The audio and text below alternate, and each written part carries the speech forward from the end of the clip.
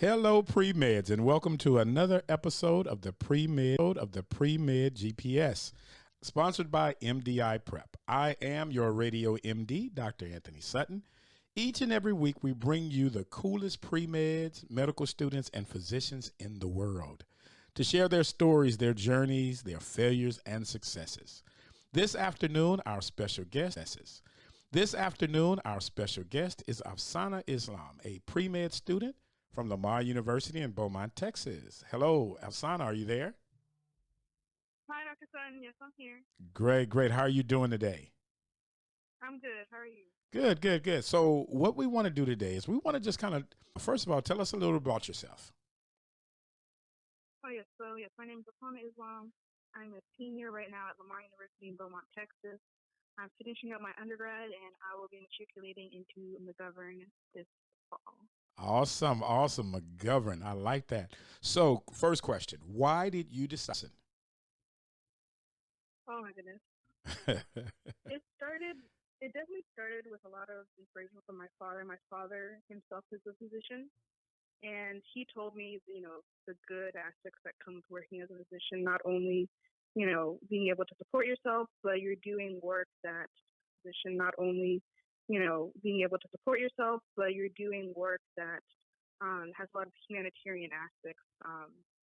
But when I was, kind of thinking about pursuing medicine in high school, I actually got teased about it a lot because I was from the South Asian area, and so it could be a doctor. So for a while, I kind of was, thinking about going somewhere else. But during high school, I went to so many clubs and I tried so many other things like robotics and engineering, and I just didn't like it. And at the end, I was like, I'm not going to let people try to tell me or, make fun of if I do like something, then I'll just, keep on doing it. And I loved my health science classes, and I just figured if I know that I like what I do and I definitely don't like to do anything else, then I should just keep pursuing that. And so I kept on pursuing, and luckily it's ended in a very, very good place so far in my life. Now that's pretty interesting. I never knew about that part about, like you say, being kind of educate the audience on exactly what you're talking about when you say in terms of like growing up, like in I guess a certain culture or whatever like that, and it's so kind of what is that take for some of those who may not understand, what is that like?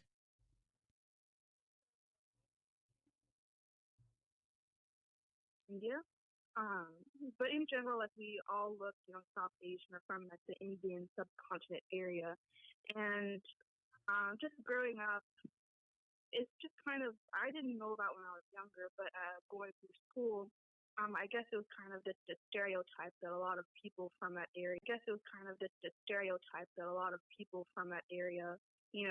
I guess are doctors, or at least their parents make them become doctors. That was another stereotype. Mm-hmm. And so for me, it was just the fact that I had, a very strong influence from my father.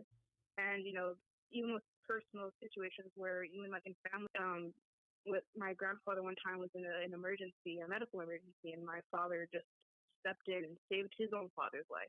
And to Wow. me, that was something I was too young to understand at the moment what was happening, but now that I'm older, I really understood the depth of the situation. And so I like or at least feeling like, we have a chance in an area where everybody's really scared. And so I wanted to not only provide that for myself, but like for my family members, for my friends, or just anyone that is, around the place if there was ever a medical emergency.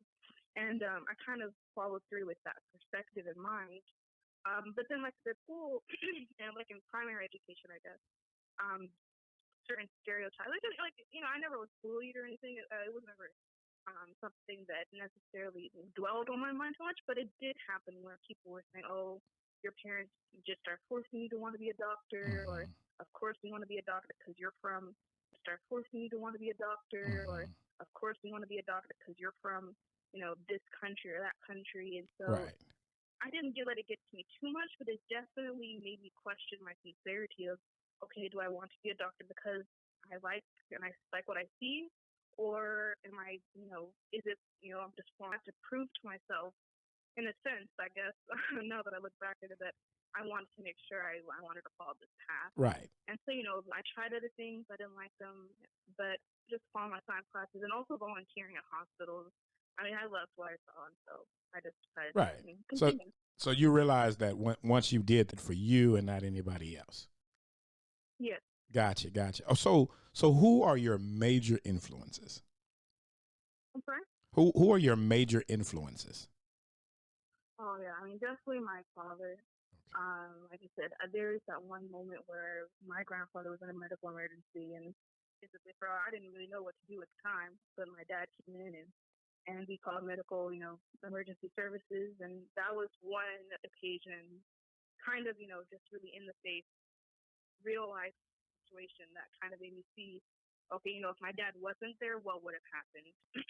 Right, um, right, right. I'd say, my mom also is a very, very, strong, supporter of mine because I think as a woman in medicine, especially in my community, um, at least during my mother's generation, um, there wasn't a lot of females in medicine, and so it's kind of a big step because at least there wasn't a lot of females in medicine, and so it's kind of a big step because at least in my direct family, I'm kind of among the older siblings, but I don't have any other, like, I have male relatives that have pursued medicine, and Hmm. so they have been a very good influence with my mom. She wasn't able to finish her education after she had gotten children and wanted to settle down, but she's been a really good supporter and pushed me, especially as a woman, to like just follow through with my education, follow my dreams. So definitely my parents and even my brother, who was also in medical school, like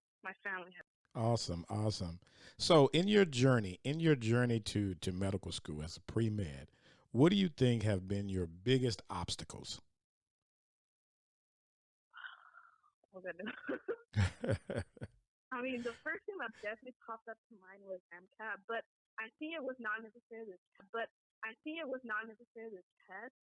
But I think like my actual self. I think the biggest obstacle for me was um, myself because I doubted myself many times while I was being a pre med student because I knew that I wanted to do this and I always have that. It's not easy to get into medical school, of course. And even when you are in medical school, the testing doesn't stop there and it's very rigorous. And so um, I think it was the hardest thing was just making sure that I could remind myself every day that, okay, Asana, like maybe you didn't, or that I could remind myself every day that, okay, Asana, like maybe you didn't get perfect in this or perfect in that, but if you work hard enough, you can make it through. That's right. And so, I'm sure you know this too, Dr. So when I was, getting ready to take my MCAT, I was losing confidence a lot at certain points Yes. in my life while I was following it. But I think that was the biggest obstacle was just giving myself motivation and confidence to just say, no, you can do it. And speaking of the MCAT, when did you actually start your preparation for medical school for MCAT? When did you actually begin your preparation? I started. Begin your preparation. I started, I believe, the spring semester of my first year in college. I knew about your program, and I knew that it would be a good investment because of how your program works to, start as early as possible. And because I was um, finishing college in 3 years, wanted to get not only like foundation on just MCAT, but I knew your program offered much more than just MCAT prep, but just advice and resources that would help me, I think, prepare myself to be the best pre-med student and applicant that I could be. That's right. So I believe it was spring semester of my first year that I started your course. Semester of my first year that I started your course. Now, a lot of questions. Now, one of the questions that I've gotten from a lot of pre med students is, how do I study? How do I prepare? So, take us on a typical day, a week in your preparation. Like, how did you actually study? Uh, so I remember actually when I was first a pre-med student, I thought that I would take my MCAT in December of my second year, which was another reason why I wanted to start a little early. And started taking the course in the spring of my first year.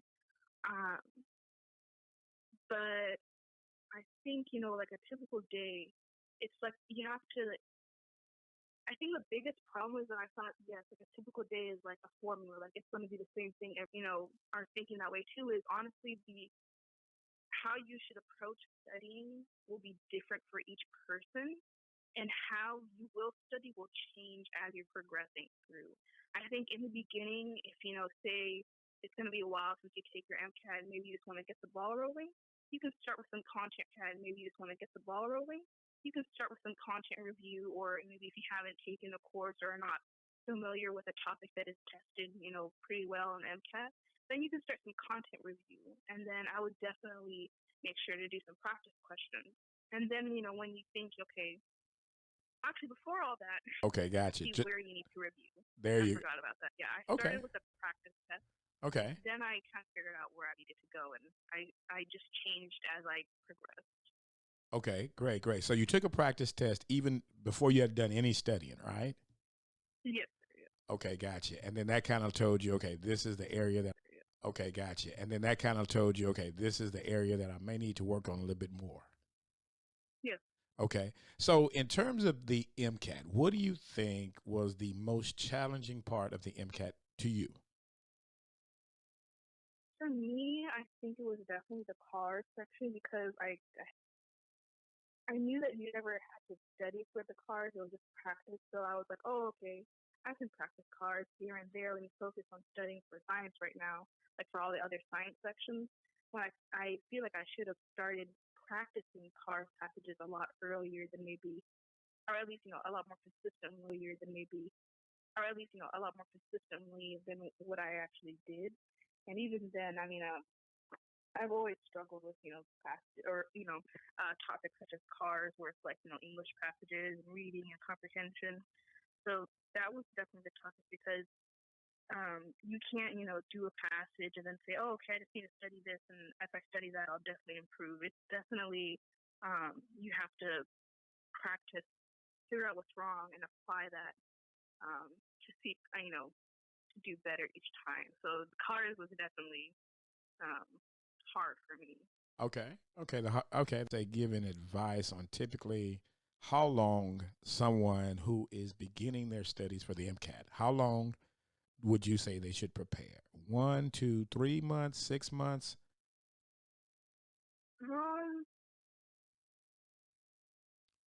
Or even longer, or even So the question, like, how long someone should study before they take their MCAT? right. So do you think? I mean, and of course, I know it's going to be different for everyone. You know what I mean? Yes. But like for you, I mean, and yours is a pretty interesting case, because I had the pleasure of working with both you and your brother, Momin. I had the pleasure of working with both you and your brother, Momin. Yes.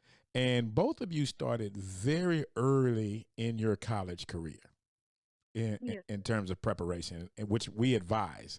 And is that something that you think is beneficial, starting that early? Or do you think there's a possibility for burnout? I think it's good, especially the way that your program runs, where it's not like, you pay and you only get like, a couple months access, and then, it's done. Like, I think the way that your program works is definitely a very good investment to start as early as possible. And not only to develop your MCAT skills, but just other skills.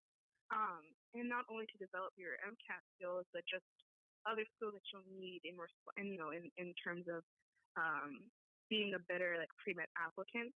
So like I think that a good range is 3 to 6 months. I took I think, like I said, I started spring full year, like full on. It was kind of in between during the semesters, and then during the summer I was taking classes. So there's that little gap. But like I think starting early is definitely beneficial, because then you could take your MCAT early if you feel like your test scores are good, and then you don't have to worry about it later. But That's I think you have to worry about it later. I think starting early is beneficial. Good. Now I'm going to share something with with our listening audience that you and I know about. So I remember when you had already applied to medical school, and you were waiting to hear back, right? And and it had already pre-matched, and you called me and you were freaking out. You remember that? Oh yeah, yeah. So tell me, tell the audience a little bit, kind of what was going on. What were you feeling? So what was that like when you were hearing other people were getting like these pre-matches and you hadn't heard anything? How did you feel? Or getting like these pre-matches and you hadn't heard anything? How did you feel? Like, I was definitely happy for them. I was not like feeling terrible, but it's just like it's kind of like you want in on the fun is kind of how I would describe how I felt. I was so happy, but I kind of wished I could have been part of that. As the pre-match was like a whole month earlier than what it used to be, Right. and so I didn't know what changes would be, whether or not like majority of people would pre-match. I didn't actually know too much about pre-match until I had come and came and asked you and kind of heard how you explained it. But prior to asking you, I didn't have too much knowledge on it. I just knew you explained it. But prior to asking you, I didn't have too much knowledge on it. I just knew that that's when medical schools would reach out to you before match day. That's right. And so I was happy, but I was kind of a little sad at the same time. Right. Exactly. And so, but yeah, but eventually you calm down. Right. Yeah. Now, hey, we have just a few more questions for you. But before, I want to go to a quick, brief commercial break. Okay. All right. We're going to go to a brief commercial break, and we're going to send a MDI Prep shout out to one of our supporters, Dr. Kevin Smith, a plastic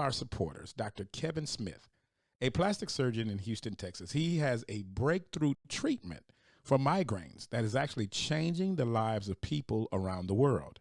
His award-winning book, The Migraine Imposter, is a must-read. We'll be right back after this quick commercial break. Smith Center, located in River Oaks, was founded by one of Houston's leading medical professionals, Dr. Kevin Smith, and is the city's premier institute for facial cosmetic surgery. The center provides an atmosphere of elegance and tranquility, so each patient can feel completely at home walking through our doors. Dr. Smith is a firm believer in building relationships with every patient and meets with each one to discuss the steps that come before, during, and after the cosmetic procedure. The Smith Center utilizes the industry's latest technology along with its on-site surgical room to give patients the look and feel they desire, the privacy they deserve. Dr. Smith is Houston's preferred choice among board-certified plastic surgeons, specializing in facelifts, rhinoplasty, and eyelid surgery. For nearly 30 years, Dr. Kevin Smith has been changing lives through the gift of cosmetic surgery. Call the Smith Center today. It's time to start looking your best and feeling your best.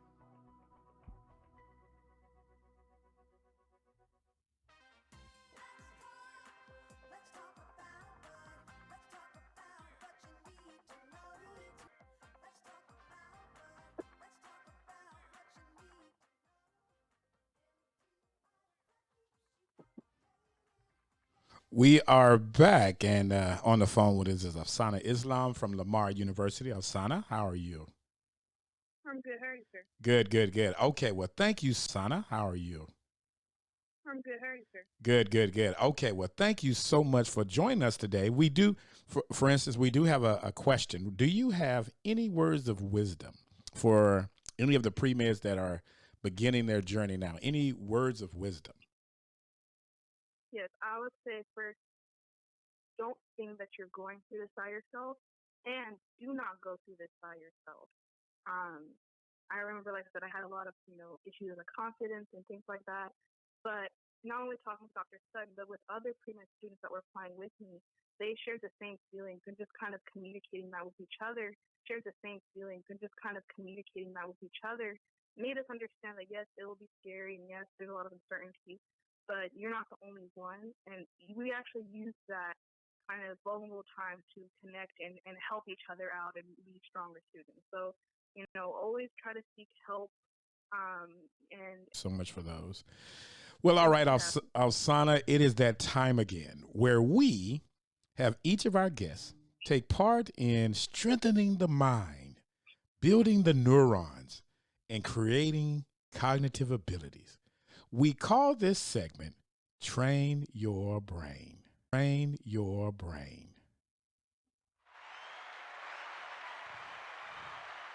All right, Alsana, I'm going to call out a series of words, and your job is to repeat only the first letter of each word in order.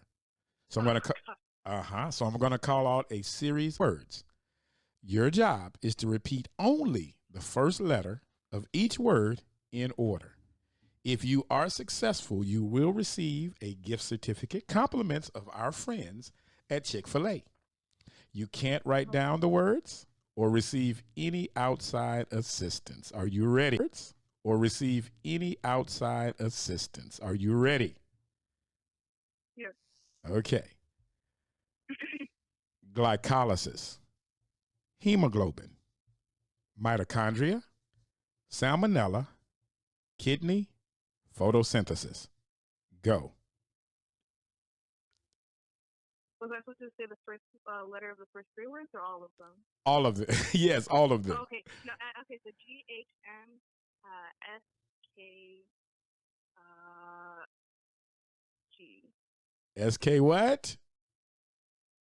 Ah. What? SKM. Oh, so close, so close. It was the last one was photosynthesis. I thought it was the first word. I'm not sure. That's not there. But great job, great job. We appreciate you today, and we're so proud of you, and we know you're going to do wonderful things at McGovern Medical School, and continue to inspire others, and of course, as always, if you need anything from MDI Prep, we're here to help. Thank you so much. All right, thank you, and have a great day. You too. Bye bye. Bye bye. Well, that was Afsana. We really want to thank her. She is such a wonderful person. Her brother's name is Moman. He's actually a fourth year at McGovern Medical School now, and he was of his high school senior year. So he was graduating that summer. Called me up and said he was interested in our MCAT program. And I said, okay, great. I said, where do you attend college? He says, well, I don't attend college yet, but I'll be attending college in the fall. And I said, wait a minute. So you mean you're actually still? And I said, wait a minute. So you mean you're actually still in high school? And he says, yes, I'm still in high school. So, when we talk about starting early, that is really, really early. And so I guess Afsana took a page from his pre-med book and decided to start early as well. So, every Wednesday we have our pre-med GPS program where we will be highlighting other pre-med students, physicians, and other people in the industry. And tune in next week as we do this at 4 p.m. Central. Tune in. If you have questions, send us a question. You can always send us an email at admin, ADMIN, at mdiprep.org. Or feel free, if you just have a question about the medical school journey, if you need a mentor, if you're interested in shadowing a doctor, contact us at 1-888-827-91. That's 1-888-827-9881. Have a great day.